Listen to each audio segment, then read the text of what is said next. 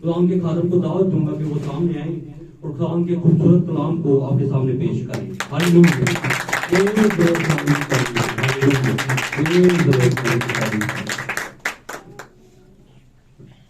Hallelujah, praise Lord. शुक्रिया भाई साहब, खुदा आपको बरकत बख्शे उस सारी खिदमत के लिए जो आपने यहाँ पर खुदा के मसबा पर खुदा के लोगों के लिए सर अंजाम दी है। और मेरा ईमान है और यकीनन सबका होगा कि आज की इस वर्शिप के बायस हम सब ने खुदा से बरकत को हासिल किया। हालेलुया, हालेलुया, खुदा के नाम को जलाल मिले। मेरे अजीजों, आज की सुबह में मेरी तरफ से आप सबको खुदा यीशु मसीह के फतहमंद नाम में स्नान कबूल हो और खुदा आपको बरकत बख्शे। मेरे अजीजों, कुछ भी कहने से पहले मैं एक बात कहना चाहता हूं कि हम दुनिया के अंदर जिंदगी के उस दाने पे खड़े हैं जबकि जिस दाने के ऊपर, जिस वक्त के अंदर, जिस किनारे के ऊपर दुल्हन ने उठाए जाना है। हालेलुया। अब हर कोई एक्सपेक्ट करता है कि हम दुल्हन का हिस्सा हैं और हम उठाए जाएंगे, लेकिन मैं ये कहना चाहता हूं आपके सामने कि उठाया वही जाएगा जिसके अंदर खुदा का बीज होगा। आमीन। और ऐसा बीज जो मिलावट से पाक होगा। हालेलुया। आखिरी जमाना में सेम टू सेम स्पिरिट्स होंगी। पाक कलाम में लिखा है, खुदा ने कहा एक जैसी अरवाह आएंगी, एक जैसी रूहें होंगी। आपको, आम लोगों को पहचाना नहीं जाएगा कौन सही कलाम सुना रहा और कौन नहीं सही नहीं सुना रहा। आमीन। हालेलुया। तो इसलिए हम जिंदगी के उस दाने पर खड़े हैं। कलीसियाएं आज जिंदगी के उस दाने पर खड़ी हैं जहां पर हकीकी रूह के खराब होने के बड़े ज्यादा चांसेस होते हैं। जो अच्छा रूह है वो भी खराब हो सकता है। इसलिए जरा होशियार हो जाएं, खबरदार हो जाएं, जाग जाएं और जिंदगी के कलाम को जो आपके लिए अभी पेश होने वाला है इसको समझें, सीखें और अपने आप को सही करने की कोशिश करें। वरना ऐसा ना हो कि दूल्हा तो देर लगा रहा है लेकिन हम फिर तैयार ना पाए जाएं, हमारे पास वो बात ना हो जो होनी चाहिए। हालेलुया। तो मेरे अजीजों, मैं उम्मीद करता हूं कि आज के दिन में खुदा हमें वो बात बताएगा जो बहुत से और लोगों के पास अभी नहीं है, और हमारी दुआ है कि उनके पास भी आए। आमीन। क्योंकि हम चाहते हैं ज्यादा से ज्यादा लोग खुदा उनकी दुल्हन में, उसके हिस्से में शामिल हो सकें, ताकि वक्त रुखसत जो है, जब यहाँ से रुखसती होगी दुल्हन की, तो उस टाइम पर हमारे पास तेल हो और हम अंधेरे में यानी रोशनी के बगैर ना पाए जाएं। हालेलुया। आए हम खुदा के कलाम की तरफ बढ़ते हैं मेरे अजीजों, और उस रिश्ते को निकालते हैं जो खुदावंद ने मेरे और आपके लिए जमाने में दिया। और मेरे अजीजों, ये कई जमानों से सफर करके मुझ तक और आप तक पहुंचा। हम 2 से 3 हवालाजात पढ़ेंगे और सभी अपने पास जो बाइबल मुकद्दस है उनको खोलेंगे और खुदा के नाम को जलाल देंगे। हालेलुया। थोड़ी सी हिम्मत करें, सुने। लिखा है ईमान सुनने से पैदा होता है। निकालेंगे, नए अहदनामे में चलेंगे, पुराने अहदनामे में चलेंगे। अहद अतीक के अंदर द बुक ऑफ जोना, यूना नबी की किताब निकालेंगे। Praise God. हालेलुया। यूना नबी की किताब, यूना के नाम से मंसूब की गई किताब, उसका पहला चैप्टर निकालेंगे। Praise God. हालेलुया। और मैं जैसे जैसे बताऊंगा वैसे वैसे आपने आयत पढ़नी है। सिताइश। हालेलुया। पहली और दूसरी आयत हम पढ़ेंगे जी। पहला चैप्टर, पहली दूसरी आयत जी। सभी गौर से सुनिए। खुदावन का कलाम यूना बिन इम्ती पर नाजिल हुआ। खुदावन का कलाम यूना बिन इम्ती पर नाजिल हुआ कि उठ उस बड़े शहर नैनवा को जा, को जा और उसके खिलाफ मुनादी कर। कोई अच्छी खबर नहीं है, बोला वहां पर उनके खिलाफ मुनादी कर, वो शहर बड़ा है जी। क्योंकि उनकी शरारत मेरे हुजूर पहुंची है, क्योंकि उनकी शरारत लूत के जमाना की तरह मेरे तक पहुंची है। लेकिन यूना खुदावंद के हुजूर से तरसीस को भागा, लेकिन यूना डी ट्रैक हो गया, उसने खिदमत को किया नहीं बल्कि लेफ्ट ट्रैक हो गया जी। और याफा में पहुंचा और वहां उसे तरसीस को जाने वाला जहाज मिला। किसी और मिशन की सेमिनरी करके निकलने वाला था खिदमत के लिए जी। और वो किराया देकर उसमें सवार हुआ ताकि खुदावंद के हुजूर से तरसीस को अहले जहाज के साथ जाए जी। लेकिन खुदावंद ने समुन्दर पर बड़ी आंधी भेजी और समुन्दर में सख्त तूफान बरपा हुआ और अंदेशा था कि जहाज तबाह हो जाए। आमीन। अब हम आयत पढ़ेंगे, आयत नंबर 15 से पढ़ें जी। और उन्होंने यूना को उठाकर समुद्र में फेंक दिया और उन्होंने यूना को उठाकर समंदर में फेंक दिया और समुद्र का तलातुम मौकूफ हो गया। हाँ जी, समुद्र का तलातुम क्या है? मौकूफ हो गया। तलातुम कहते हैं उसमें तूफान जो था जी। तब वो खुदावन से बहुत डर गए हाँ जी। और उन्होंने उसके हुजूर कुर्बानी गुजरानी और नजरें मानी। आमीन। अब हम नीचे आएंगे। Praise Lord, hallelujah. दूसरे बाब की, अब ये फटाफट पढ़ते जाएंगे। दूसरे बाब की पहली आयत से आगाज करें, पढ़ते जाएं। और यूना ने मछली के पेट में खुदावंद अपने खुदा से दुआ की। मैंने अपनी मुसीबत में खुदावंद से दुआ की और उसने मेरी सुनी। मैंने पताल के तय से दुहाई दी। मैंने पताल के तय से दुहाई दी। तूने मेरी फरियाद सुनी। तूने मुझे गहरे समुंदर की तह में फेंक दिया और सैलाब ने मुझे घेर लिया। तेरी सब मौजें और लहरें मुझ पर से गुजर गईं। तेरी सब लहरें और मौजें मुझ पर से गुजर गईं जब मैं मछली के पेट में था जी। और मैं समझा कि तेरे हुजूर से दूर हो गया हूँ। हाँ जी। लेकिन मैं फिर तेरी मुकद्दस साइकिल को देखूंगा। हाँ जी, कहता फिर भी ईमान है कि मैं देखूंगा जी। सैलाब ने मेरी जान का मुहासरा किया। मुहासरा मतलब गहराव किया, घेर लिया सैलाब ने जी। समुंदर मेरी चारों तरफ था जी। बहरी नबात मेरे सर पर लिपट गई। बहरी नबात पानी की जड़ी बूटियां, बेलें लिपट गई जी। मैं पहाड़ों की तह तक गर्क हो गया। कहते हैं मैं जो पहाड़ पानी के नीचे थे वहां तक चला गया, गर्क हो गया, समझ लें जी। जमीन के अड़बंगे हमेशा के लिए मुझ पर बंद हो गए। हाँ जी। तो भी ए खुदावंद मेरे खुदा, तूने मेरी जान पताल से बचाई जी। पढ़ते जाएं। जब मेरा दिल बेताब हुआ तो मैंने खुदावंद को याद किया और मेरी दुआ तेरी मुकद्दस साइकिल में तेरे हुजूर पहुंची जी। जो लोग झूठे माबूदों को मानते हैं हाँ जी। वो शफकत से महरूम हो जाते हैं। हाँ जी। मैं हम्द करता हुआ तेरे हुजूर कुर्बानी गुजरानूंगा जी। मैं अपनी नजरें अदा करूंगा जी। नजात खुदावंद की तरफ से है। और खुदावंद ने मछली को हुक्म दिया। अब ये है उसकी दुआ के बाद का जवाब। मछली ने खुदावंद को क्या दिया? और खुदावंद ने मछली को हुक्म दिया जी। और उसने यूना को खुशकी पर उगल दिया। हाँ जी, स्पू कर दिया, उगल दिया, वॉमिट कर दिया जी। और खुदावंद का कलाम दूसरी बार यूना पर नाजिल हुआ। आमीन। खुदावंद के कलाम का पढ़ा जाना, सुना जाना बाइस बरकत हो। मत्ती की इंजील में चलते हैं, एक हवाला निकालते हैं। मैं चाहता हूँ आपका टाइम बचाया जाए जी। मुकद्दस मत्ती रसूल की बात पर लिखी खुदावंद यीशु मसीह की अंजील मुकद्दस। Hallelujah, praise God. जलाल खुदावंद के नाम को मिले। मुकद्दस मत्ती रसूल की बात पर लिखी खुदावंद यीशु मसीह की अंजील, उसका 14वां बाब हम निकालें। 14वां बाब। Hallelujah, praise God.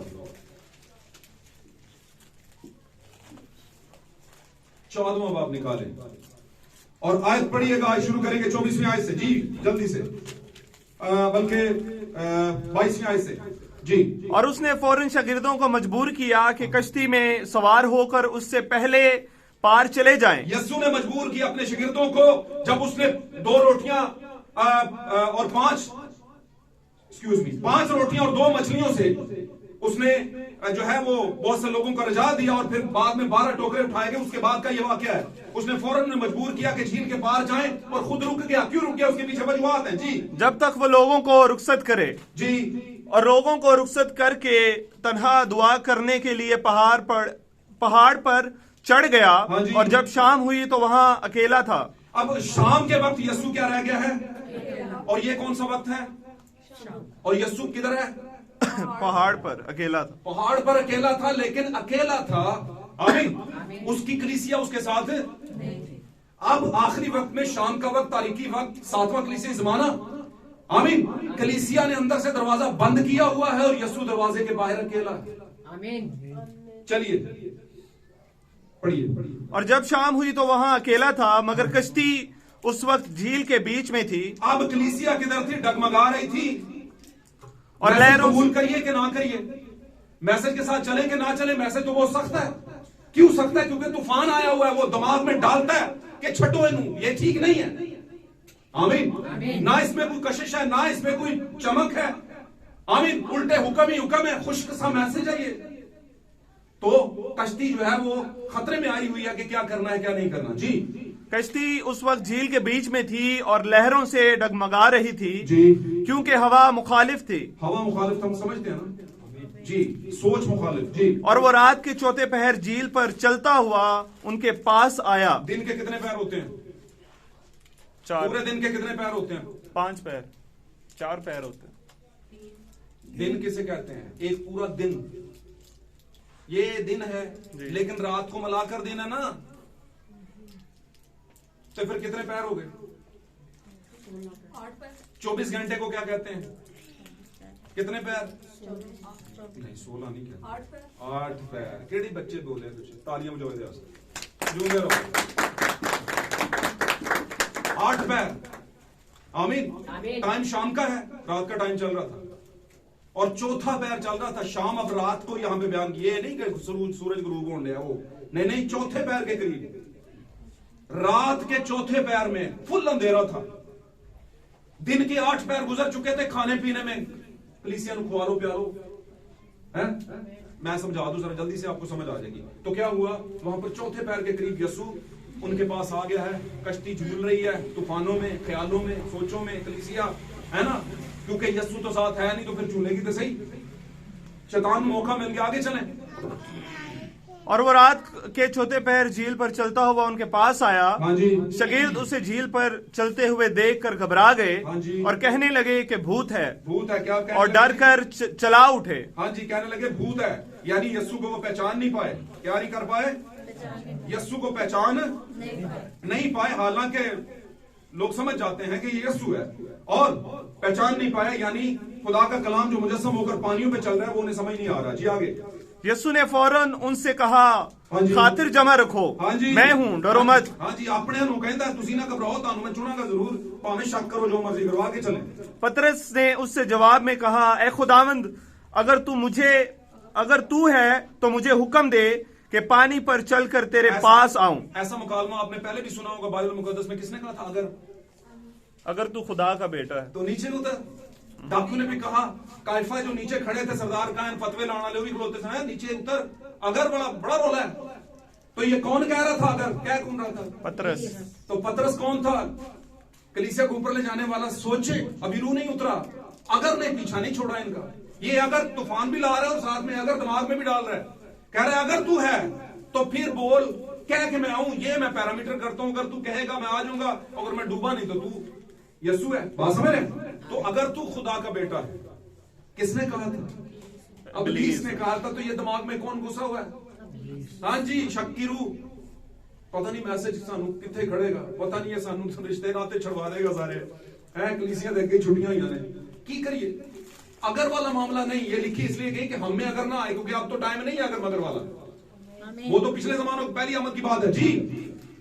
उसने कहा आ, अगर अली गाल को नहीं आ जा। और जब आया तो पतरस कश्ती से उतरकर यीशु के पास जाने के लिए पानी पर चलने लगा। ये है पहला कि पानी पर चलने लगा, ये कंप्लीट है। चलने लगा भाई, ठीक हो गया। लेकिन आगे साथ में क्या हुई? वही हवा जिसने तूफान बर्पा किया हुआ था, दिमाग की हवा। आगे चले। मगर जब हवा देखी तो डर गया। हवा नजर आती है भाई। पाकला में लेके यीशु ने कहा रूह की हालत किस तरह की है? हवा की मानद है, जैसे हवा इधर को आती है उधर को जाती है, कोई उसे देख लेकिन फील कर सकता है। तो इसने कैसे देख लिया? इसका मतलब क्या? हवा नजर नहीं आती, शक नजर नहीं आता, वो घुस जाता है, फील होता है। गाल समझ रहे हो कि नहीं समझ? क्योंकि शक भी एक रूह है, अबलीसी, और खुदा का भी एक पाक रूह है जो हमें उस शक से निकालता है। जी, पानी पर चलने लगा। पहले हाथ में कलीसिया चल रही है, लेकिन साथ में शक आया, चलिए कि ना चलिए, और डूबने लगी। जी आगे चलिए। मगर जब हवा देखी तो डर गया, और जब डूबने लगा तो चला कर कहा, ए खुदावंद मुझे बचा। हाँ जी। यीशु ने फौरन हाथ बढ़ाकर उसे पकड़ लिया। हाँ जी। और उससे कहा, ए कम एतकाद, तूने क्यों शक किया? हाँ जी। और जब वो कश्ती पर चढ़ आए तो हवा थम गई। हाँ जी। और जो कश्ती पर थे उन्होंने उसे सजदा करके कहा, यकीनन तू खुदा का बेटा है। खुदा के कलाम का पढ़ा जाना, सुना जाना हम सबों के लिए मेरे अजीजों भाई से बरकत हो। और आज कलाम के पीछे ईमान रखने के बायस आपकी जिंदगी से हर तरह का मुश्किल का साया हट जाए। ईमान रखें, सुने। और कलाम के सादर होने से पाक कलाम में लिखा है, जब कलाम सादर होता है और गौर से सुनते ईमान पैदा होता है तो बीमारियां आपकी जिंदगी से आहिस्ता आहिस्ता दूर होना शुरू होता है। और ये सारा कुछ ईमान के पीछे है, ईमान के पीछे। झिड़कें उस बीमारी को जो आपके अंदर इस वक्त बैठी हुई है, झिड़कें उस इरिटेशन को, उस प्रॉब्लम को, उस मसले को जो अभी आपको इरिटेट कर रहा है। आमीन। किसी भी तरह का मसला है, बीमारी है, दुख है, दर्द है, झिड़क ने बोले यीशु मसीह के नाम से तू शट अप, दूर हो जा। आमीन। बंद हो जा, खत्म हो जा। ऐसा कहें, मुंह से कहा करें, झिड़का करें ऐसी चीजों को। यीशु ने भी झिड़का। हालेलुया। तशरीफ रखिए, खुदा आपको बरकत दे। God bless you, God bless you. Hallelujah, praise Lord, hallelujah.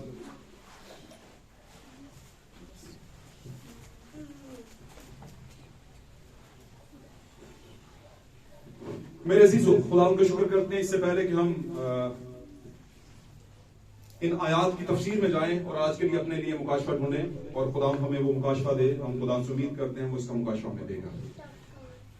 आज का मौजू मैं आपको जरूर बता देता हूं, going inside the word, going inside the word, खुदा के कलाम के अंदर जाना।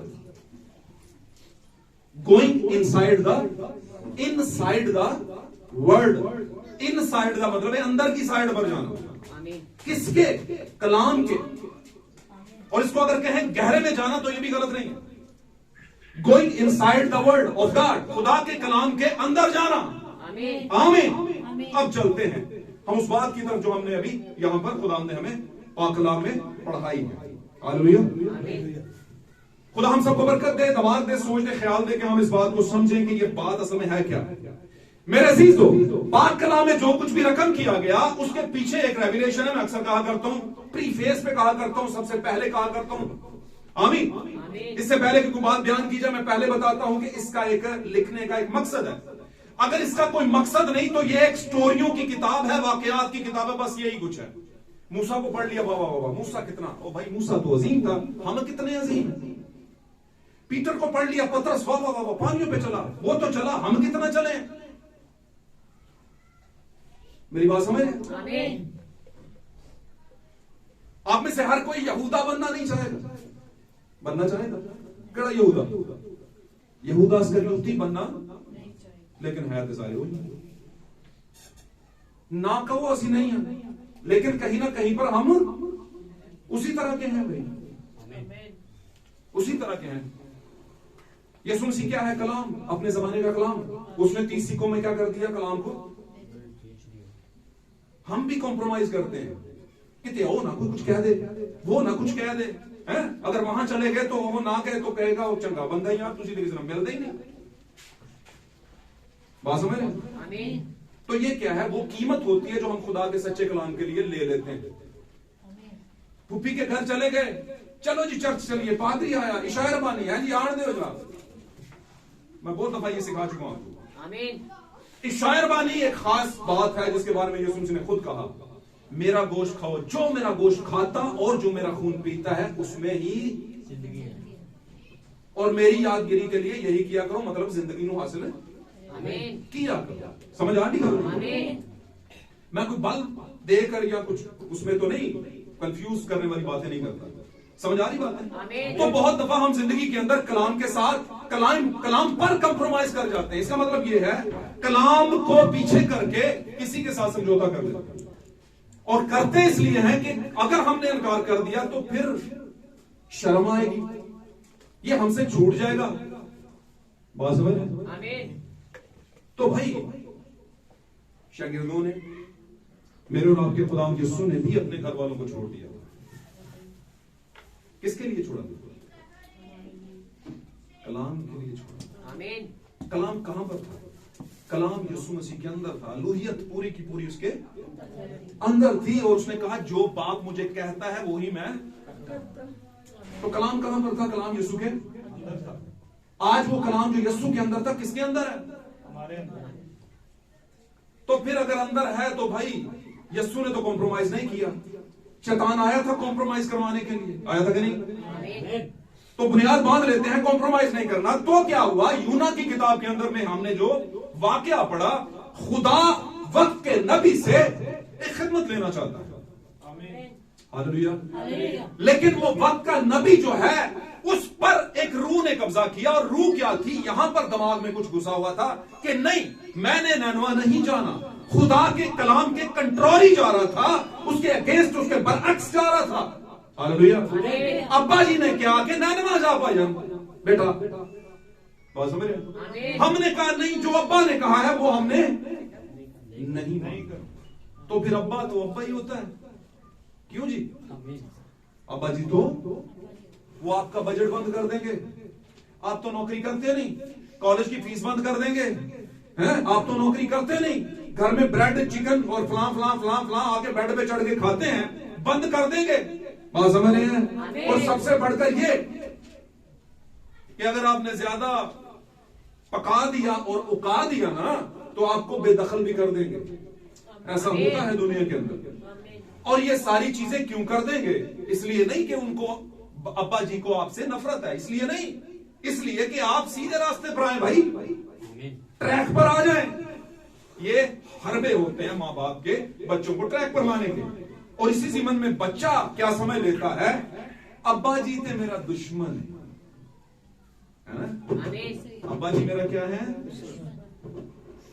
मैं आप ही की कॉलोनी के अंदर, नाम को नहीं बयान करूंगा, ऐसी शख्सियत को जानता हूं जो कई महीनों तक, कई सालों तक अपने बाप से बोले ही, सिर्फ क्यों कि उसका बाप कहता था सानू जीने दे। बात समझ रहे? आमीन। लेकिन उसने कहा नहीं नहीं, उसे पता था बाप है, आफ्टर ऑल क्या कर लेगा मेरे। बदतमीज मैं वैसे ही हूं, तमीज तो मुझे वैसे नहीं, अब्बा कहता बदतमीज जो है छठो दफा करो। ऊपर से मां कहती है हुन तेरे जिड्डा हो गया, हुन छठ दफा कर, जीण दे बच्चे। क्या समझे? तो बहुत से ऐसे हैं जो नाराज होकर डिट्रैक हो गए और बाप के दिल में फिर भी शफकत थी। मुशर्रफ बेटे ने भी यही किया है ना, ऐसा ही था ना। लेकिन मुशर्रफ बेटे को तो मिनिस्ट्री नहीं दी गई थी, ये एक इब्ने आदम वाली मिनिस्ट्री थी। नबी क्या होते हैं? इब्ने आदम होते हैं। नबी की खिदमत अंदर इब्ने आदम की खिदमत, यानी खुदा जमीन पर इंसानी हालत में खिदमत कर रहा है। और पौलुस बयान करता है कि नबियों के अंदर उनका अपना रूह तो था ही, लेकिन उनके अपने रूह के ऊपर एक रूह ने कब्जा किया था, और वो कौन सा रूह था? मसीह का रूह। नबियों के अंदर मसीह का रूह था। Hallelujah, praise God, hallelujah. समझे बातों को? तो यहां पर the great profit short time के लिए आए, एक ही चैप्टर, एक दो चैप्टर हैं, थिंक सो इतने होंगे, एक दो चैप्टर हैं इसके। उन्हीं चैप्टर्स के अंदर छोटे से वक्त के अंदर ये नबी आया है।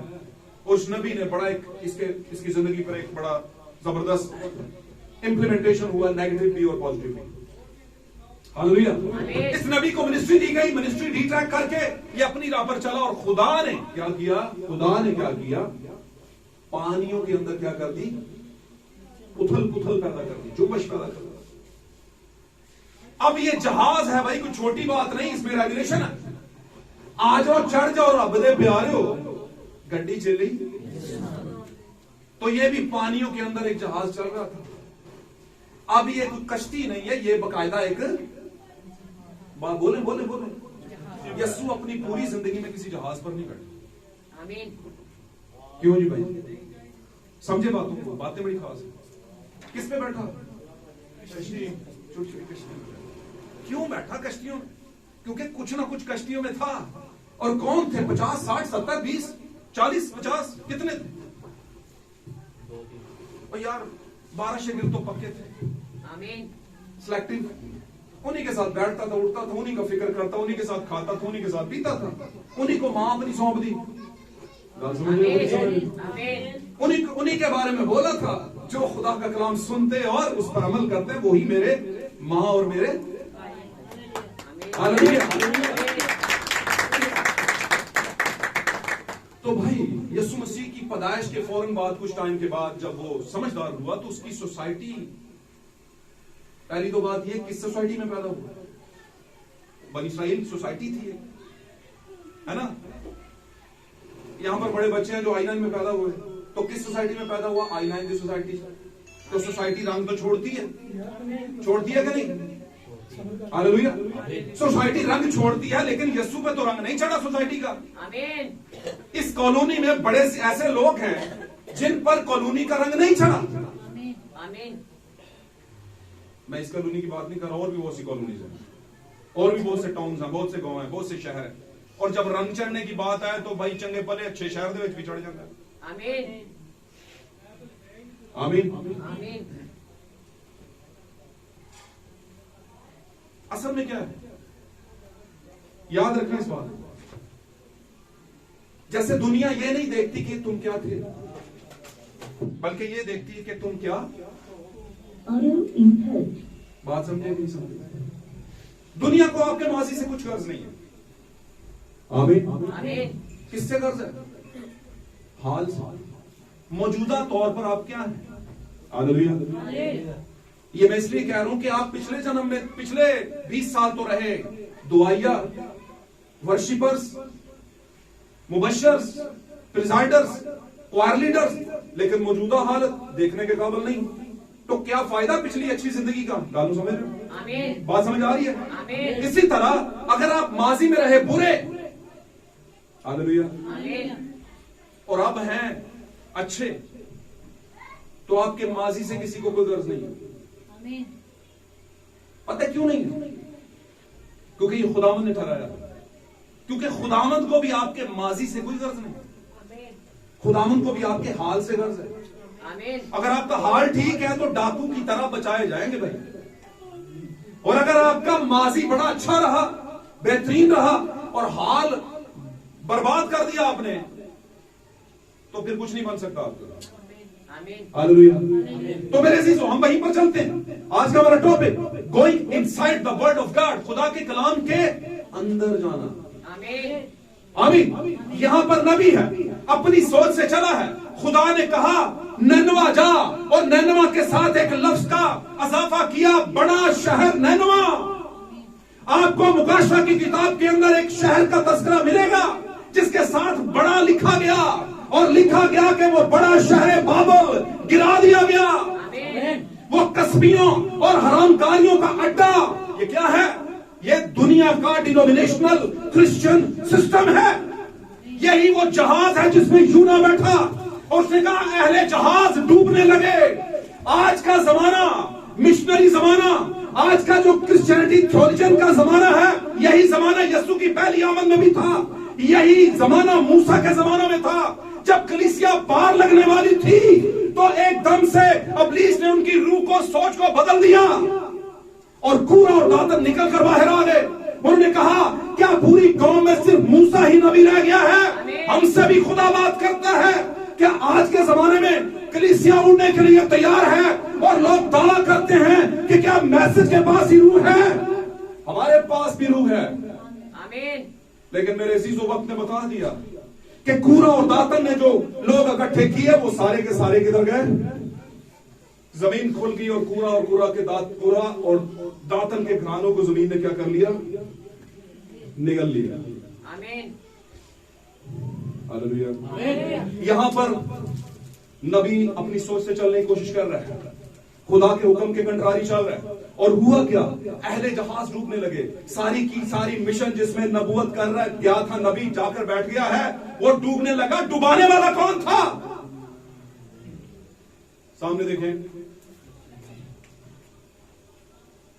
ओके, डुबाने वाला कौन था जहाज को? ओके, नाम बरकत है, वेरी गुड। और नए अहदनामा में यूं कह लें कि अंजीलों के अंदर जब हम कश्ती को देख रहे हैं कि वो डूब रही है, तूफान आ गया है, तो डुबाने वाला कौन? हवा का आ गया। आमीन। मतलब समझ जाए इसका, कुछ ज्यादा फर्क नहीं है। गाल समझ रहे? आमीन। अबलीसी कुव्वतों में और खुदा की कुव्वतों में बहुत ज्यादा फर्क नहीं, फर्क है पर बहुत ज्यादा नहीं। वो भी हवा के जरिए पानी को उथल पुथल। आपको पता समुद्र में तूफान क्यों आते हैं? क्योंकि तेज हवाएं चलती है समुद्र के ऊपर, और पानी के बहाव को ऊपर नीचे कर देती है, और तूफान आ जाते हैं। आमीन। आमीन। इसी तौर पर जहाज क्यों तूफान तक पहुंचा और लहरें क्यों ऊपर नीचे हो रही थी? क्योंकि खुदा के कलाम के खिलाफ कुछ हुआ था वहां पर। नबी जाकर वहां पर बैठ गया था, खुदा का बीज बैठा हुआ था, और खुदा का बीज जब डिट्रैक्ट हो गया, एक बेटा नबी होते हुए डिट्रैक हुआ तो खुदा ने उस नबी को राह पर लाने के लिए उसे ट्रायल में से गुजारा। मुझे एक बात बताएं, गौर से सुनिए, बातें बड़ी गहरी हैं। आज का नबी कौन है? मैं भाई विलियम ब्रैनम की बात नहीं अब करने लगा, वो तो दुनिया से चले गए। आमीन। आज के दौर में, आज के रीजन में, आज के टाइम में कौन है नबी? दुल्हन नबी है। दुल्हन के पास नबूवत है और किसी के पास नहीं। और दुल्हन के पास कहां से आई? नबी के जरिया से। और नबी के पास कहां से आई?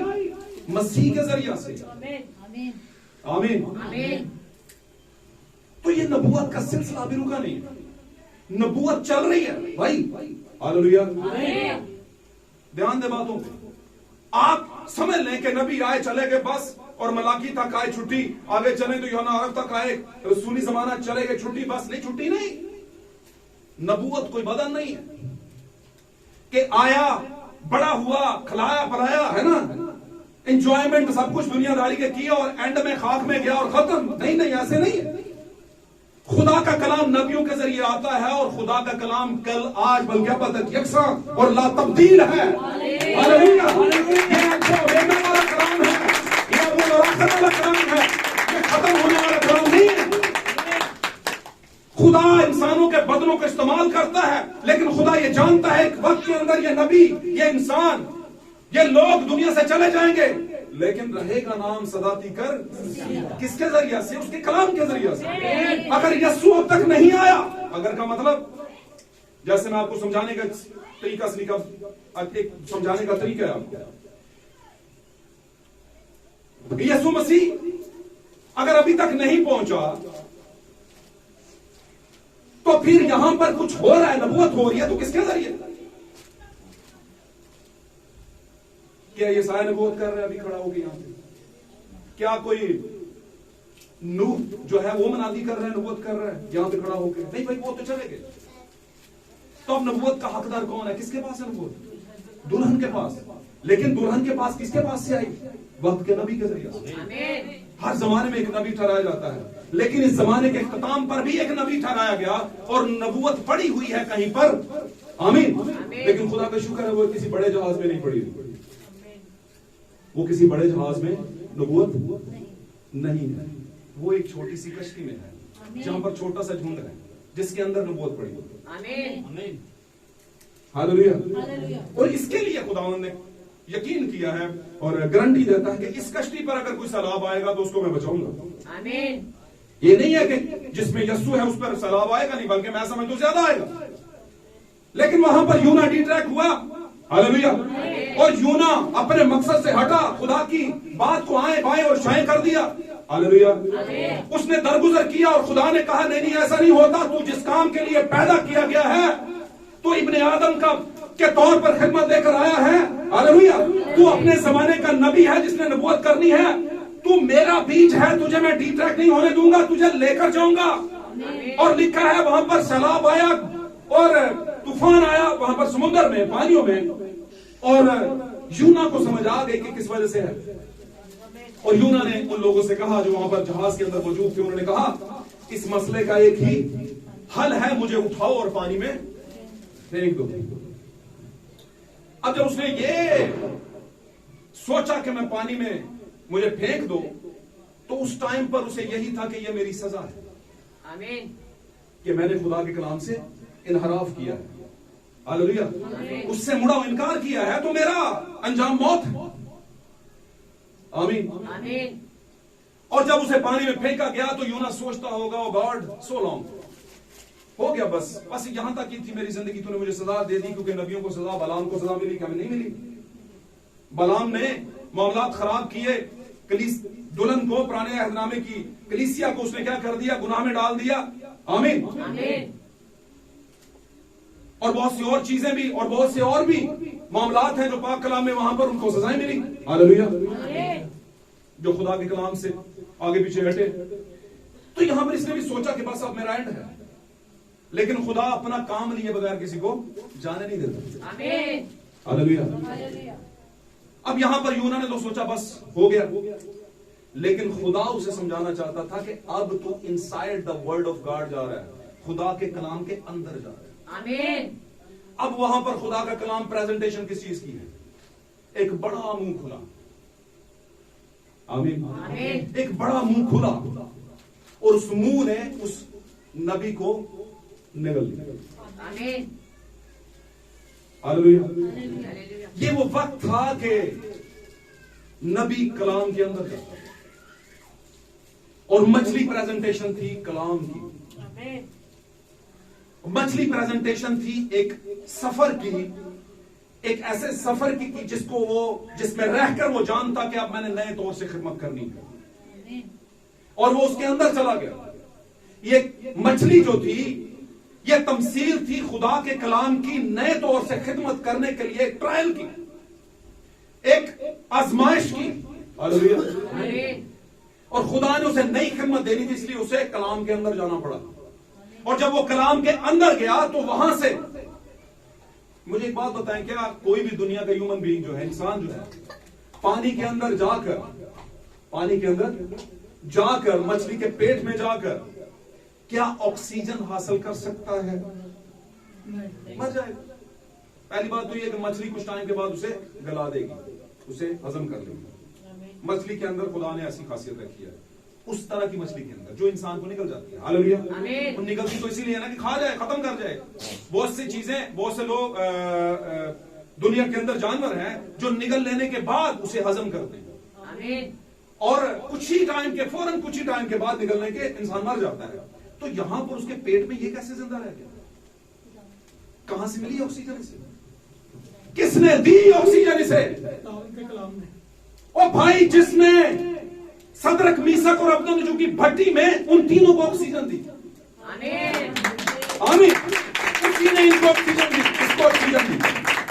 उसी खुदावन ने इसके गिर्द ऑक्सीजन का टेंट बना दिया होगा। आमीन। कि कुछ भी हो जाए तुझे जिंदा रखूंगा। और उसने जिंदा रहा 3 दिन और रात तक। माय गॉड, सोचे इस बात को। वो 5 मिनटों के लिए नहीं, 2 मिनटों के लिए नहीं, 10 मिनटों के लिए नहीं। हालेलुया।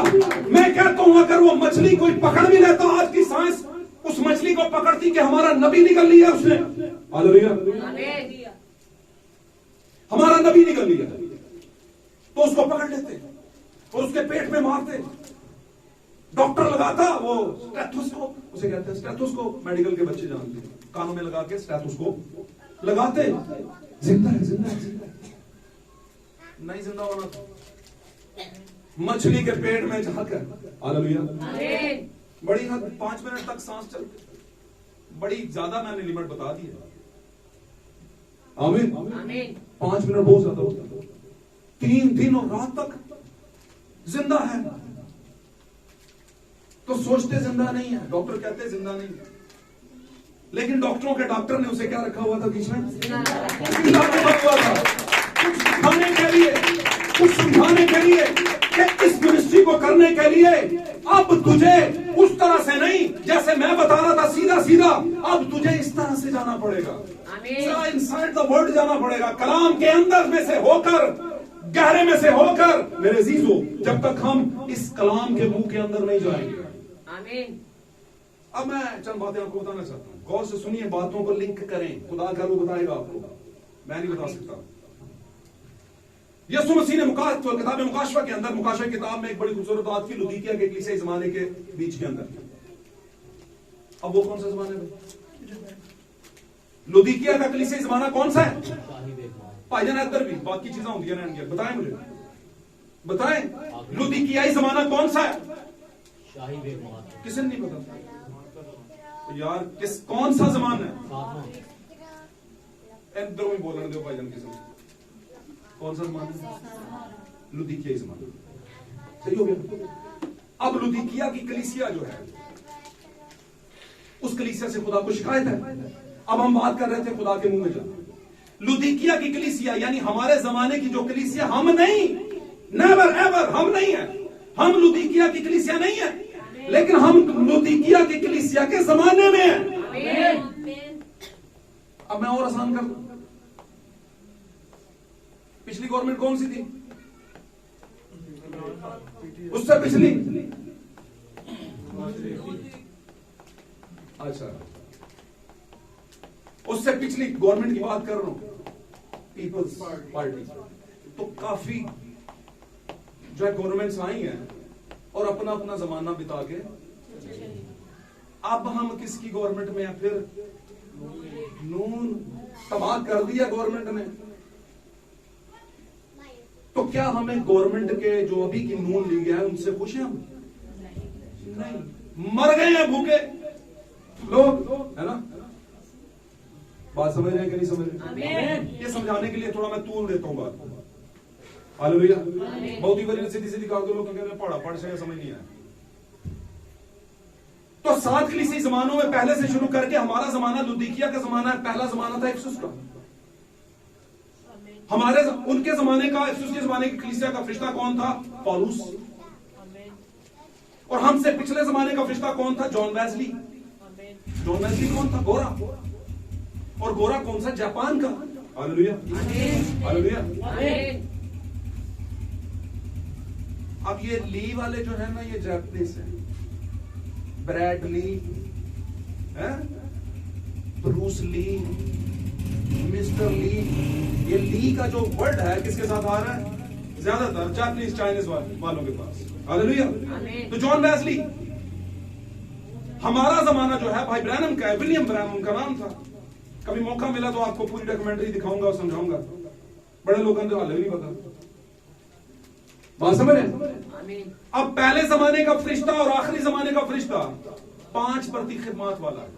बीच के वाले जो हैं वो 1 खिदमत वाले। क्योंकि खुदा जो शुरू करता है उसी पे आखिर करता है। हालेलुया, आमीन। शुरू भी भरपूरी की खिदमत से करता है और आखिर भी भरपूरी और मामूरी की खिदमत से करता है। आमीन। पौलुस रसूल भी था और नबी भी था। आमीन। पौलुस ने रसालत भी की और नबूवत भी की। हालेलुया। और पौलुस एक फरीसी भी था, यानी कहानत का भी मामला उसके पास था, उस्ताद भी था। Hallelujah, hallelujah. और हमारे जमाने के नबी के पास भी नबूवत थी, बिशारत थी। हालेलुया। रसालत थी। आप उनको पढ़ें, कभी पढ़ा हो तो आपको पता हो, लेकिन नो प्रॉब्लम, चलें मैं आपको समझाता हूं। तो ये सारी चीजें थी। हालेलुया। मुकाशफे में खुदावंद कहता है यीशु मसीह लुदीकिया के जमाने के लोगों को, कलीसिया को, कि मैं, तू ना सर्द है ना गर्म है, और मैं तुझे अपने मुंह से निगलने को नहीं, उगलने को। Oh my God, oh my God. Okay, जीते रहे और जागते रहे। मैं तुझे अपने मुंह से उगलने को। आपको पता उगलता कब है बंदा? जो गले च फंसया हो, मुसीबत पई, पीछे मुक्कियां मार देने, है ना? बच्चा के मुंह में चीज फंसा ले, मुसीबत पड़ी होती है। और अगर मुसीबत पड़ी होती है तो समझ ले खुदावंद यीशु को भी मुसीबत पड़ी हुई है कि किन्नू में मुंह रखा हुआ है। मैं बस अपने टाइम से, अब मैं आने वाला हूं, फिर इनका मैं करता हूं बंदोबस्त। आमीन। और यीशु क्या है? खुदा का मुजस्सम। और लुदीकिया की कलीसिया जो है किस में पड़ी हुई है? खुदा के मुंह में, इनसाइड द वर्ड पड़ी हुई है, कलाम के अंदर पड़ी हुई है। और जब यूना को फेंका गया तो किसमें फेंका गया? एक मुंह के अंदर। हालेलुया। और यूना वक्त का नबी खुदा के मुंह में, उसके कलाम के मुंह में चला गया। और जब कलाम के मुंह में आप चले जाते हैं तो ट्रायल्स आते हैं आपके ऊपर। हालेलुया। फिर आपकी सोच बदलती है। और यहां पर उसकी दुआ में देखें आप यूना की, उसकी सोच बदली हुई है, उम्मीद आ गई है। और 3 दिन और रात उस कलाम के अंदर खुदा ने उसे ऑक्सीजन दिया, और ऑक्सीजन से वो क्या है? जिंदा। Hallelujah, hallelujah.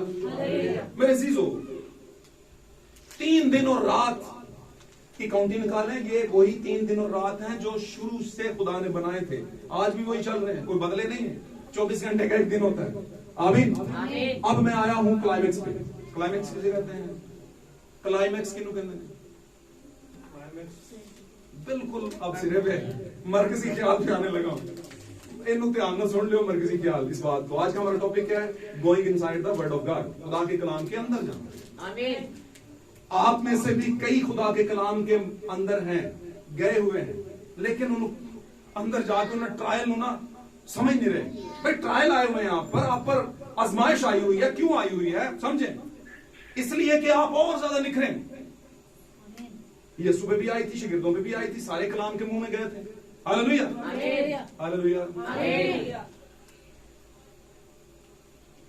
अब क्या हुआ वहां पर? 3 दिन और रात ऑक्सीजन मिलता रहा उसे। और तीसरे दिन क्या किया? मछली ने उसे नैनवा के साहिल पर उगल दिया। हालेलुया। ये जो मछली है जिसने यूना नबी को निगल लिया था, इस पर लोग सवाल उठाते हैं। मैं ये थोड़ी सी बात कर दूंगा। लोग कहते हैं कि वेल ने, एक बड़ी वेल ही एक उसको निगल सकती है किसी इंसान को। और उन्होंने कहा वेल जो है बेसिकली उसके मुंह के अंदर की जो बनावट है, ये गौर से सुने जल्दी से, उसके मुंह के अंदर की जो बनावट होती है वो बलीन की तरह होती है। अब जो म्यूजिक से ताल्लुक रखते हैं वो जरा इस बात पर ध्यान देंगे। म्यूजिक से ताल्लुक रखना, अकॉर्डियन होता है या अकॉर्डियन होता है, मुझे इसका एग्जैक्ट लफ्ज नहीं पता। अकॉर्डियन, उसको गले में डाला जाता है और उसको पकड़ा जाता है और साइड पर उसके हारमोनियम की तरह कीज भी बनी होती हैं, जो कि यानी कि बटन भी होते हैं ऐसे। उसको क्या कहते हो यार आप लोग? बटन कहते हो? क्या कहते हो? कीज कहते हो, जैसे हारमोनियम की बनी होती है। सुर की कीज होती हैं, वो भी बजानी जाती हैं। और एक हाथ यहां पर होता है और एक, अब उसका एक हिस्सा इस हाथ में होता है, एक इस हाथ में, और दरमियान में क्या होता है? बलीन होता है। बैलो, बलीन इसको कहते हैं। अब ये बैलो या बलीन जो है, ये हारमोनियम के इस पंखे में भी होता है। वो बीच में ऐसे खुल भी जाता है और बंद भी हो जाता है। गालू समझ रहे हो? अब ये जो वेल है, जिसको आमतौर पर लोग वेल कहते हैं, उसके मुंह के अंदर बलीन होता है। और वो बलीन जो लोग बजाते हैं, अकॉर्डियन बजाते हैं, उसको भी ऐसे खोला जाता है और फिर ऐसे किया जाता है और साथ में ऐसे से बजाया भी जाता है ताकि हवा उसे मिलती रहे। उसका मुंह जब खुलता है तो वो भी बलीन की तरह होता है और आगे जाके इतना सा रास्ता होता है, थोड़ा सा आगे गले में, बाकी सारा बलीन होता है। और वो बलीन करता क्या है कि जो कुछ वो निकलती है उसको प्रेशर देता है कि वो पीछे खींच ले हवा से। गल समझ आ रही है? ये वो वाली वेल है जो आज सो कॉल्ड वेल है, बहुत ही ज्यादा मशहूर और मारूफ वेल है, जिसे वेल कहते हैं, यानी निकल जाने वाली। लेकिन ये जो बलीन वेल है, इस पर सवाल उठा कि ये इंसान को निकल नहीं सकती, क्योंकि इसके जो आगे को वो होल होता है वो इतना बड़ा नहीं होता कि उसे निकल जाए, क्योंकि इसमें, इसके मुंह में बलीन होती है। क्योंकि इसका पूरे का पूरा जबड़ा खुलता तो है, लेकिन आगे स्पेस इतना नहीं होता कि इंसान को निकल जाए। तो फिर यूना को किस मछली ने निकला था? क्या बलीन ने निकला था? अगर उसने निकला तो फिर तो यूना निकला ही नहीं गया। यूना को इनहेल ही नहीं किया गया, निकला ही नहीं गया। तो इस पे सवाल था। तो सवाल कैसे क्लियर होता है कि भाई खुदा ने जब आकाश में दुनिया बनाई थी पैदाइश के अंदर, तो पाक कलाम में लिखे उसने समुद्र के बड़े बड़े क्या बनाए? पढ़ना उसे। हालेलुया। उसने क्या बनाए? समुद्र के अंदर के बड़े बड़े जानवर बनाए। हालेलुया।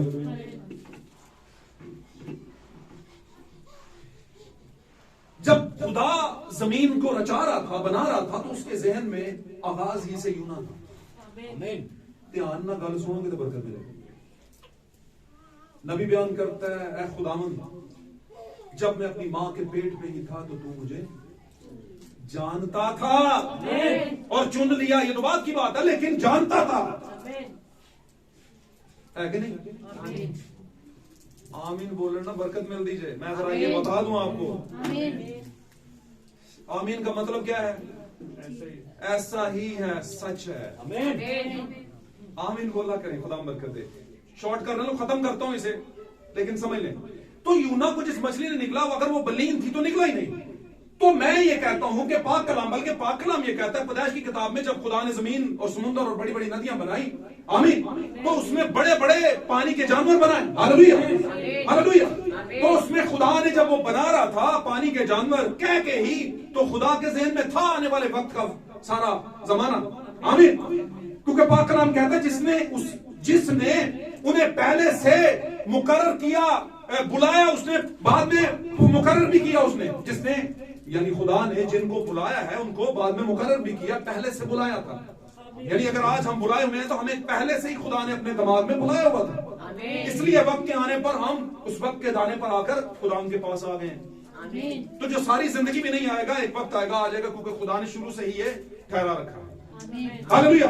तो खुदा जब मछलियों को बना रहा था, बड़ी बड़ी वेल्स को बना रहा था, तो खुदा के ज़हन में था कि मेरे प्लान में तो यूना भी है, तो यूना को कौन निकलेगा? तो उसने फिर बड़ी बड़ी वेल्स बनाई, बड़ी बड़ी मछलियां बनाई, आमीन। अब चंद मछलियों के मैं थोड़ी सी आपको पढ़ के बता दूं ताकि मुझसे गलती ना हो और आप तक पूरी बात पहुंच सके, आमीन। यूना को जब बनाया गया था, सॉरी, मछलियों को जब बनाया गया, तो उसमें आज भी वो मछलियां मौजूद हैं। बलूगा वेल, एक है बलूगा वेल, आमीन। इस वेल के अंदर बलीन नहीं होता, और एक है बलीन वेल जिसकी मैंने अभी जिक्र किया।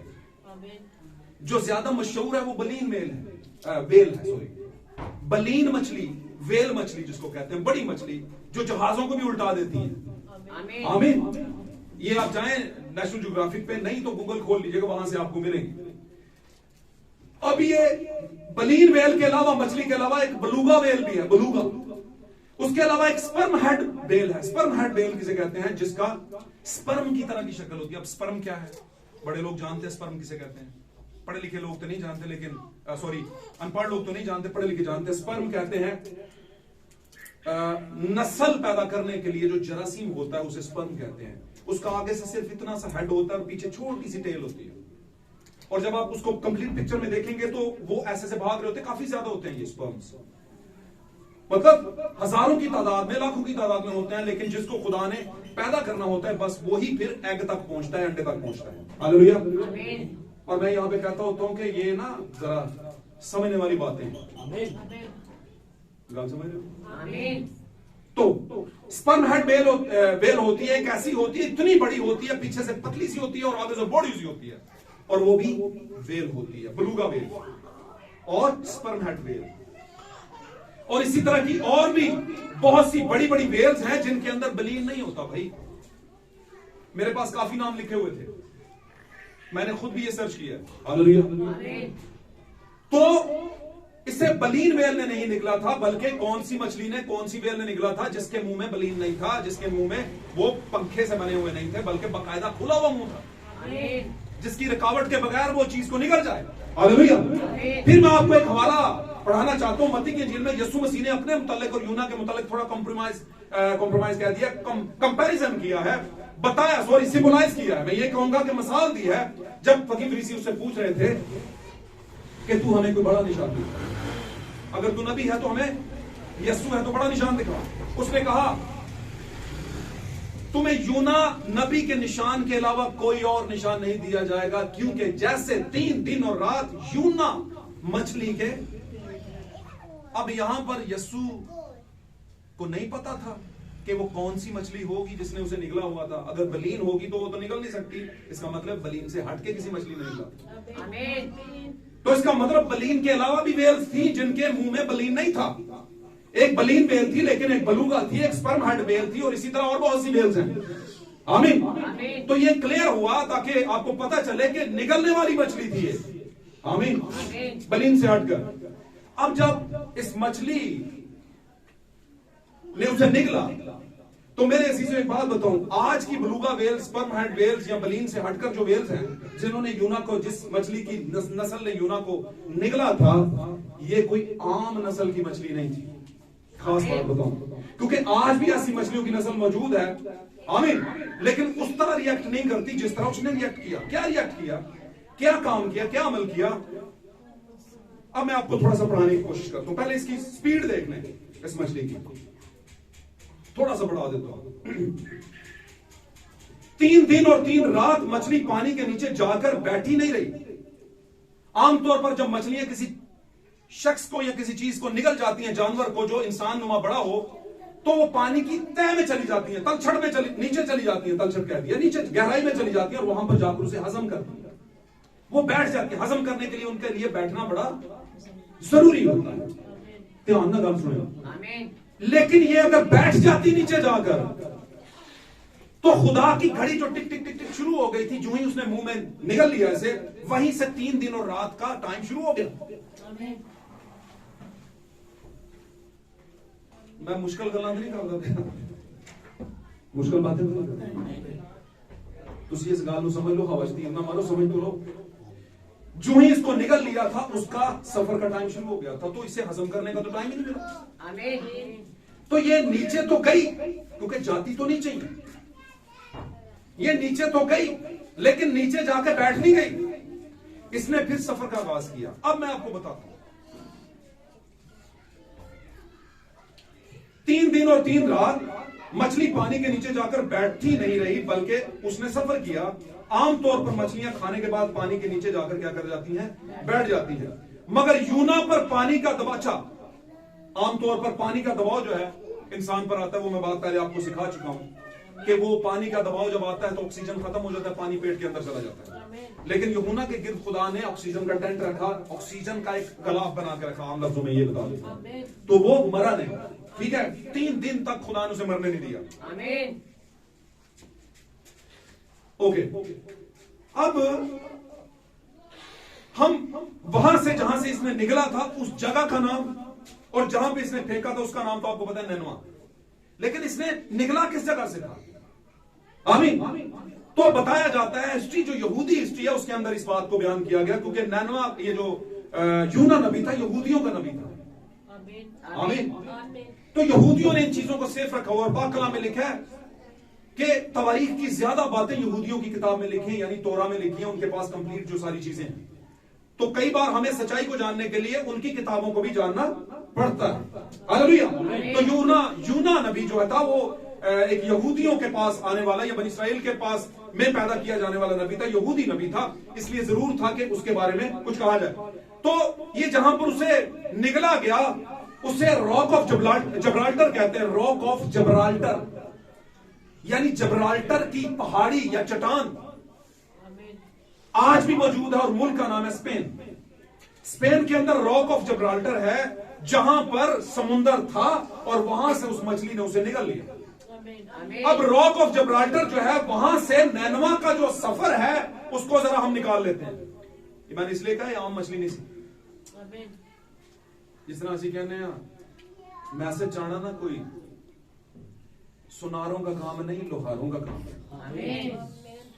कलीसियां आज सुनार बनने में ना, तो कहते हैं मुझे किसी चीज की कमी नहीं। ये जरा हथौड़ों वाला काम है मैसेज, इसलिए समझ।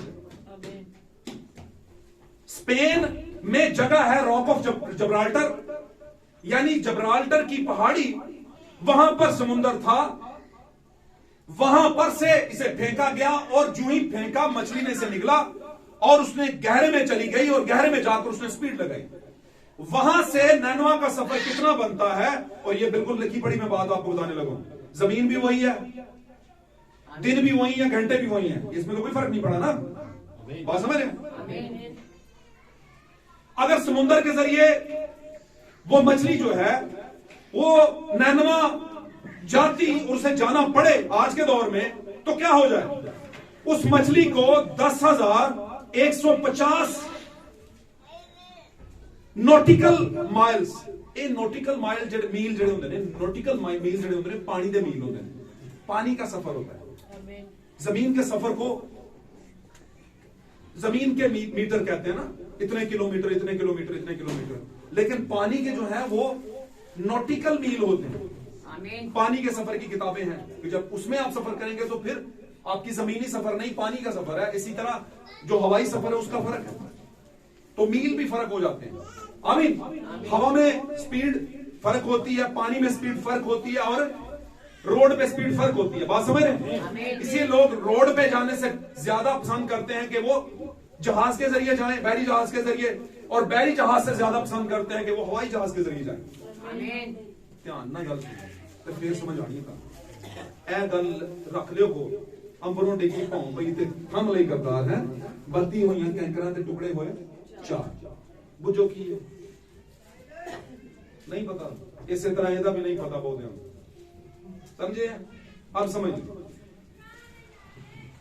क्योंकि मैं चाहता हूं गलती ना हो। 10,150 नॉटिकल मील उसे तय करने पड़ने थे पानी में से। अब ये नॉटिकल मील को हम जमीनी मील में निकालते हैं।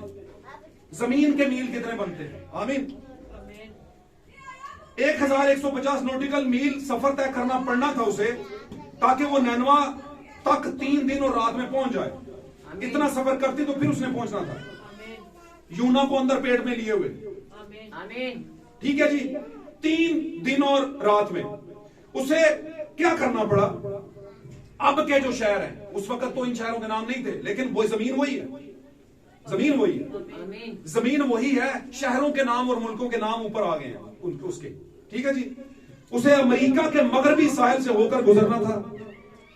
पानी में सफर था ना तो साहिल तो पानी को साहिल समुद्र पानी के किनारे को कहते हैं ना।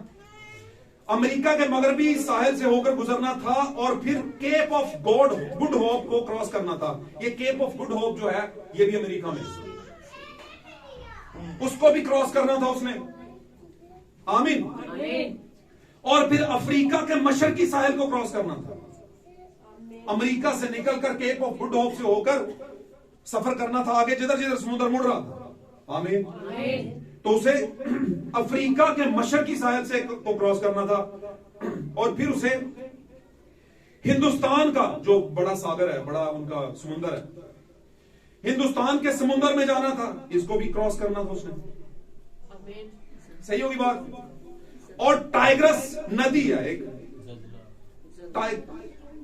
ठीक है ठीक है ठीक है। और टाइग्रस नदी में ऊपर बढ़ना था। टाइग्रस नदी में क्या करना था उसने? टाइग्रस नदी जो है वो थोड़ी सी ऊंचाई की तरफ ऐसे है। टाइग्रस नदी क्या है? ऐसे है। आमीन। और इस मछली को कितनी ताकत लगानी पड़ी होगी टाइग्रस नदी में ऊपर की तरफ चढ़ने की। और मछली नीचे से ऊपर चढ़ जाती है। आमीन। और ये वेल थी। सोचें इसका अपना कितना वजन होगा और इसने कितना वजन उठाया हुआ था और अपना वजन लेकर ये इतनी स्पीड में जा रही थी। और ये बात मैंने क्यों की?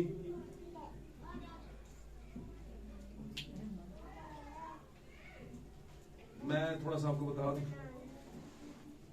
जब फिलिपस को संसार कर रहे थे तो फिलिपस ने उस वक्त दुआएं देना शुरू कर दिया था। खुदा तुम्हें मदद कर दिया। आमीन। और आसमान उसके लिए खुल गया। आमीन। ये इबादत हो रही है तो इसमें अगर ये चीज आ भी गई है तो आप महब हैं। आमीन। आमीन। टेंशन नहीं लेंगे।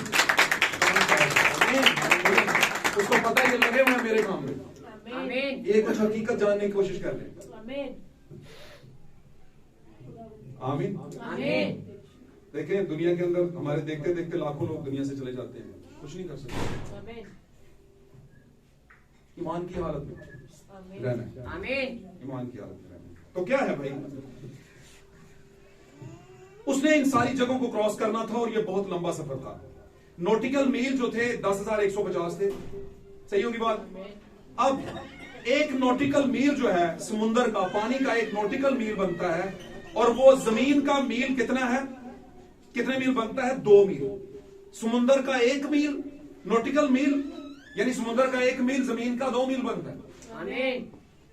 अब इस तनाजुर से अगर हम हिसाब लगाएं, अगर हम निगलने से लेकर उगलने तक, उसको यूना को जब उसने निगल लिया, निगलने से लेकर उगलने तक का हिसाब लगाएं, क्योंकि निगला तो था, उगलना भी था और थोड़े से टाइम स्पेस में ही ये करना था सारा कुछ। आमीन। समझियो गल? आमीन। टाइम शॉर्ट है, इम्तिहान सिर ते ने 1 महीने च कम करना है तो स्पीड बढ़ानी पेगी पढ़ाई की। आमीन। क्यों बाजी? बहनों को समझ आ रही थोड़ी बहुत? आमीन। कोई बात नहीं, अगर बहुत सब लफ्जों की नहीं भी आती तो बरकत ਤੁਹਾਨੂੰ मिलेगी, मैं लिख के दे सकता था। आमीन। कुछ सुनने वास्ते बैठे हुए ना, आमीन। समझ लो। पानी का 1 मील काउंट करेंगे तो जमीन के 2 मील निकलेंगे। ਜਿਸ ਤਰ੍ਹਾਂ ਡਾਲਰ ਦੀ ਕੀਮਤ ਸਾਡੇ ਕਿੰਨੇ ਰੁਪਏ ਹਜ਼ਮ ਕਰ ਜਾਂਦੀ ਹੈ, ਤੇ ਉਹਨਾਂ ਦਾ $1 ਤੇ ਸਾਡਾ ਹੈ 250 पे पहुंच गया, 250 रुपए का हो गया भाई। साढ़े 250 दे उन्होंने एक कोई नोट, पानी दे, पानी का 1 मील और जमीन के 2 मील है जी। अब 2 मील हो गए। अब इस हवाले से अगर ऊपर की रेशो निकालें 10,150,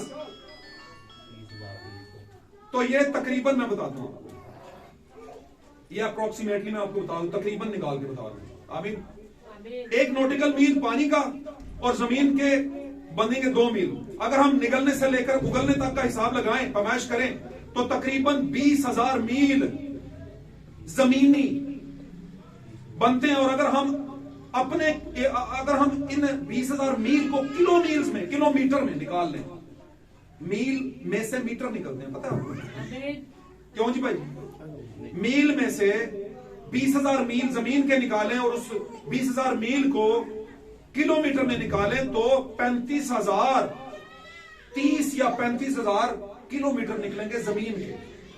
अब 35,000 या 30,000 किलोमीटर अगर जमीन पे ये निकलेंगे तो उसने 3 दिन और रात में एक ट्रेन को छोड़ा जाए जमीन के ऊपर, ध्यान ना गाल सुनो, तो ट्रेन भी इतना तेज सफर नहीं कर सकती कि 35,000 या 30,000 किलोमीटर का सफर 3 दिन और रात में वो क्लियर करे।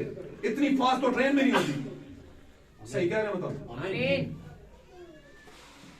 और ये 3 दिन और रात में सफर तय करना था और उसे झील पर उगलना था। अब इसमें भी एक रेवलेशन है। मछली ने मुंह खोला, ये कलाम था, कलाम ने मुंह खोला। खोला किसके लिए? नबी के लिए। और नबी किसकी तमसील होते हैं? दुल्हन की। अब दुल्हन डी ट्रैक हुई। दुल्हन को क्या, दुल्हन डी ट्रैक हुई क्यों? क्योंकि जहाज में बैठ गई, एक सिस्टम के जहाज में बैठ के उसने कहा मैं इंज चलना है, उन्हें कहा नहीं इंज नहीं चलना है, इंज चलना है, क्योंकि तू मेरी बरगजीदा है, उससे मेरी निस्बत है। आमीन। अब तुझे राह पर लाना है। और कलाम ने मुंह खोला और निकल लिया और ऑक्सीजन खुदावंद ने दी। आमीन। 3 दिन और रात का स्पेस निकाला और रखा कहां पर? पानी में। आमीन। और पानी में उस कलाम को एक स्पेशलाइज करके जिसने मुंह खोला था आपके लिए, वो कोई आम कलाम नहीं था, ये किताब वाला कलाम नहीं था सिर्फ, है जी, पैदाइश से लेके मुकाशा तक पढ़ना है बस, छुट्टी बरकत मिलेगी, ये नहीं, ये वाला खोलना नहीं। बेतों का कलाम खुला, उसने मुंह खोला, उसने निकल लिया और उसने स्पीड लगाई। क्यों? 3 दिन और रात, ये आखिरी उड़ाए जाने का टाइम था। आमीन। ये एक टाइम स्पेस फिश थी जो खुदा ने स्पेशली तैयार की। आमीन। और खुदा को पता था आगाज से ही कि इसने नैनवा में जाकर उसने यूना नबी को निकलना और नैनवा में उगलना है। और नैनवा में क्यों उगलना है? क्योंकि नैनवा पर एक मुसीबत आने वाली थी और नैनवा एक बड़ा शहर था, अपने जमाने का बाबुल था। आमीन। और गैर कौम था। आमीन। आमीन।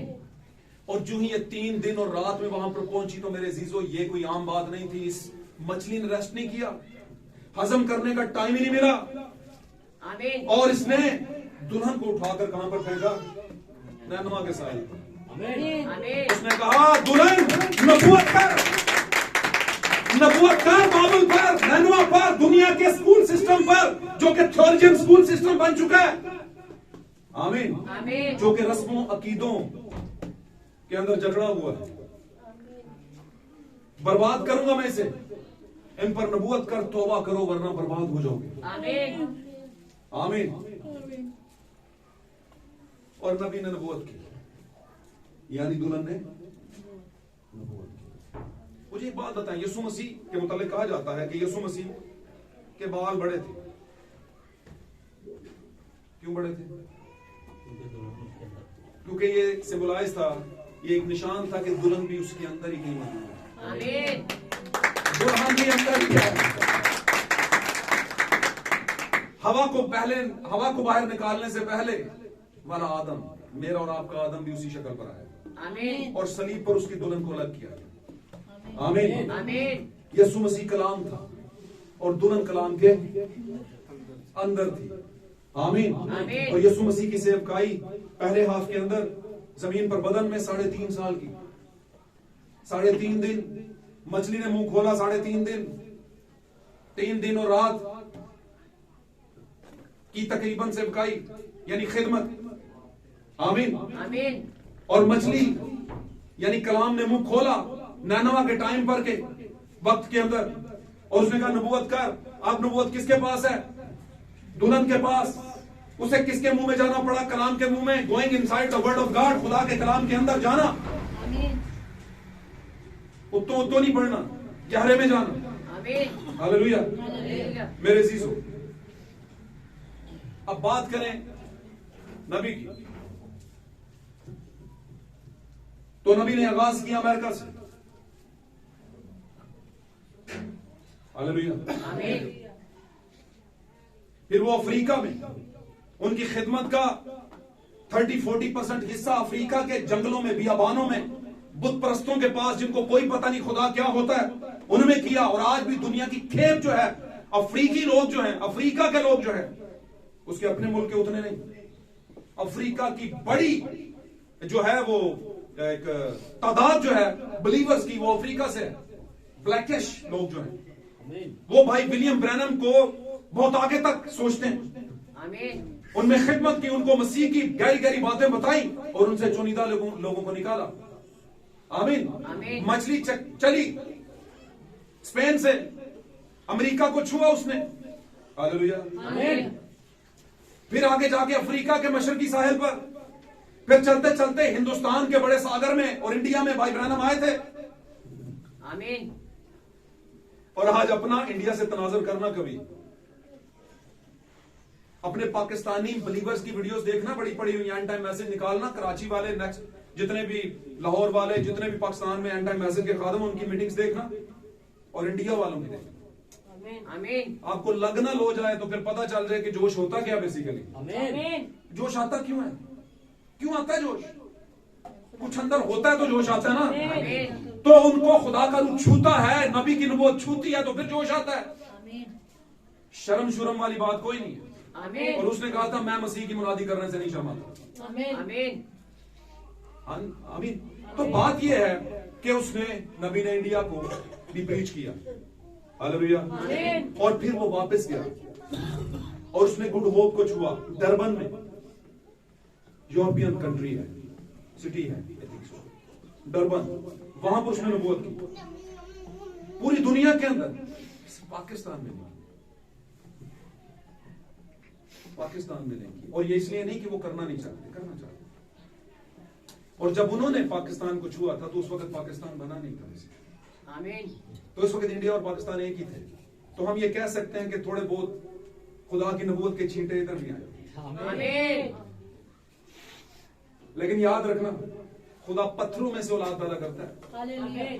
गए थे वो इंडिया में, लेकिन उसने अपने बच्चे इधर भी रखे हुए। आमीन। हालेलुया। खुदा अपने आप को बेनिशान नहीं छोड़ता। आमीन। जैसे आज हमारा बेटा ना हो तो हम कहते हैं हम बेनिशान रह जाएंगे। गल्ला सीधी सीधी आमीन। कहते हैं ना, जैसे औलाद ना हो, हाँ पुत्र ही हो। थोड़ा दिमाग चेंज करें अपना भैया। आपको पता है जब डॉक्यूमेंट आपके चेक किए जाते हैं तो वो ये नहीं कहते कि ब्लड रिलेशन, वो डीएनए मिला है क्या? वो डीएनए का पता है कब सिर्फ जरूरत पड़ती है? जब खुदा ना खास्ता कहीं डेथ शेथ हो जाए, कत्ल वतल हो जाए, तो कहते हैं किधर है। और अगर कोई पहचान जो तो कहते हैं ऐसे तो नहीं माने कि बंदा तो जिंदा नहीं, तुम्हारा है, डेड बॉडी तुम्हें देंगे, डीएनए मिलाओ इसका, है ना। और डीएनए जब मिल जाता है कहते हैं हाँ जी ये दही, दोनों का डीएनए मिलाते हैं। लेकिन जब तक आप दुनिया में जिंदा होते हैं तो फिर डीएनए एक ही मिलता है, जो लिखा होता है वही डीएनए। ये इसका है, इसके आगे इसका बाप का नाम है, ये इसी का बाप है। आमीन। तो खुदा ने भी कहीं ऊपर किताब में कुछ लिखा है, जो अजल से लिखा था कि ये मेरा है। आमीन। रह बेशक अबलीसिया न रह, निकलेगा वो टाइम से, वहां से जब टाइम आएगा तो निकल आएगा। आमीन। तो खुदा अब खून पे बात नहीं करता, किस पे बात करता है? बरगजीदा होने पे। आमीन। बरगजीदा होने। हालेलुया। तो नबी ने इन सारे शहरों को छुआ, और जिस जमाने में उसने हिंदुस्तान को छुआ, आमीन, वहां पर आकर उसने प्रीचिंग की और जबरदस्त प्रीचिंग की। वो मरकज था और उस वक्त ये सारा बड़े सगीर था। यूं समझ लें कि उसने बड़े सगीर को छुआ। लेकिन उसके बाद 65 के बाद पाकिस्तान बन गया, और 65 के बाद ब्रदर कुछ ही साल तक, कुछ ही टाइम तक जिंदा रहे, और उसके बाद वो खुदावंद के पास वापस चले गए। आमीन। आमीन। यानी उनकी जमीन पर डेथ हो गई। हालेलुया। आमीन। तो ख्वाहिश बहुत से लोगों ने इस बारे में, द वॉइस ऑफ गॉड जो अमेरिका में है, उनके बेटे हैं जो चला रहे हैं आगे वो सिलसिला, उनसे पूछा गया तो वो कहते थे कि हमारे वालिद की ख्वाहिश थी कि मैं पाकिस्तान में जाऊं, लेकिन वो जाने से पहले रोया देखते थे। उनके पास रोया होती थी फिर जाते थे। और उन्होंने रोया में देखा, ये मैं बहुत जगहों पे बता भी चुका हूँ, शायद आपको नहीं पता। उन्होंने कहा मैं देखता हूँ दुनिया की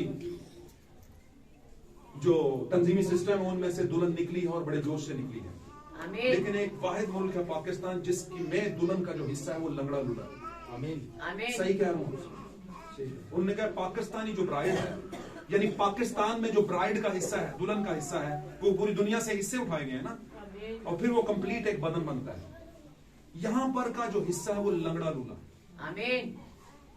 ये रेंगने वाली है, दौड़ने वाली नहीं, उड़ने वाली नहीं।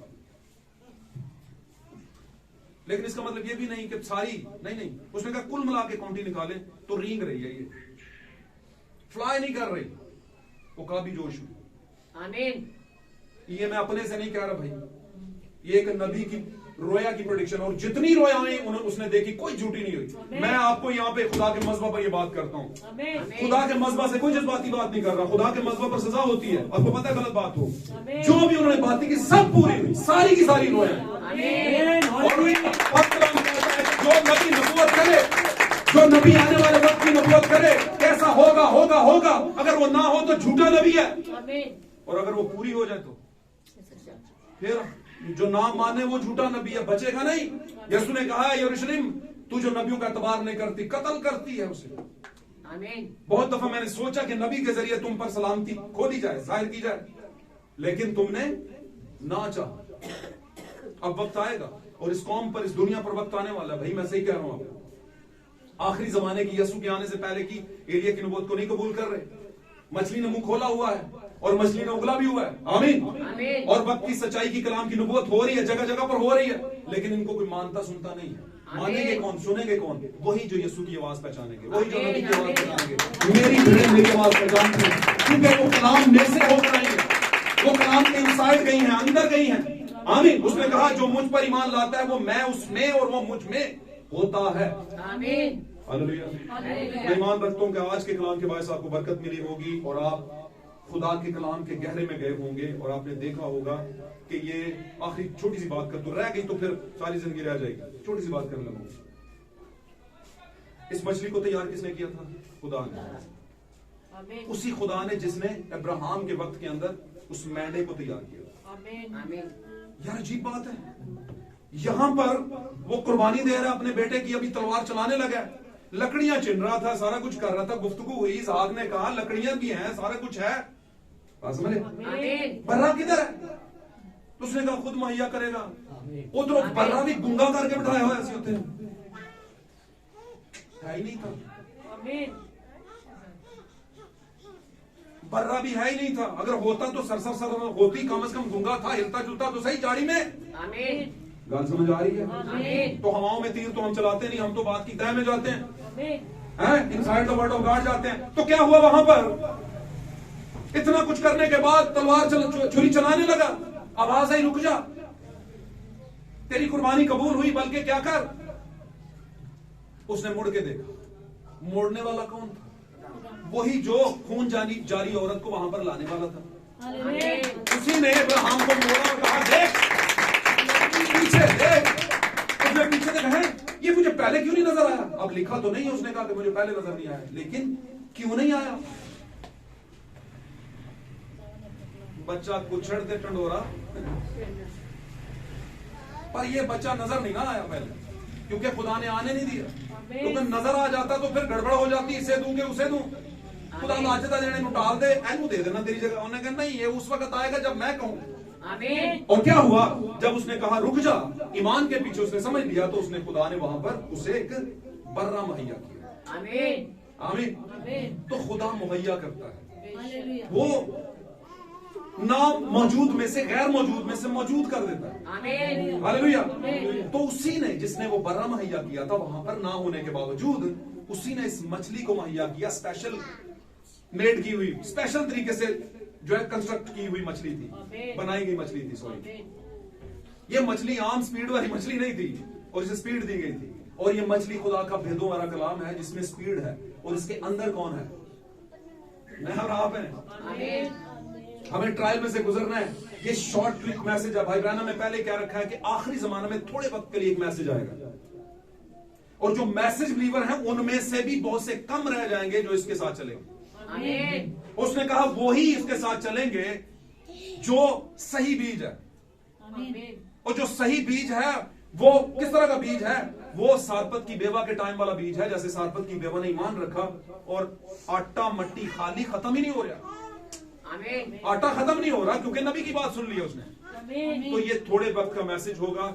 जब जमीन पर मुसीबतों का आगाज हो जाएगा तो थोड़ा सा टाइम दुल्हन जमीन पर इन बातों को अपनी आंखों से देखेगी।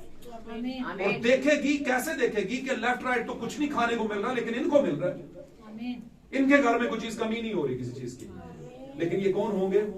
वही होंगे जो कलाम के मुंह के अंदर होंगे। सब कुछ जिंदा होंगे, ऑक्सीजन भी मिलेगा। आमीन। 3 दिन तक जिंदा भी रहेंगे और फिर अपने मकाम पर भी पहुंचेंगे। हालेलुया। खुदा आज के इस कलाम के बाद आपको और हमें बरकत दे। God bless you.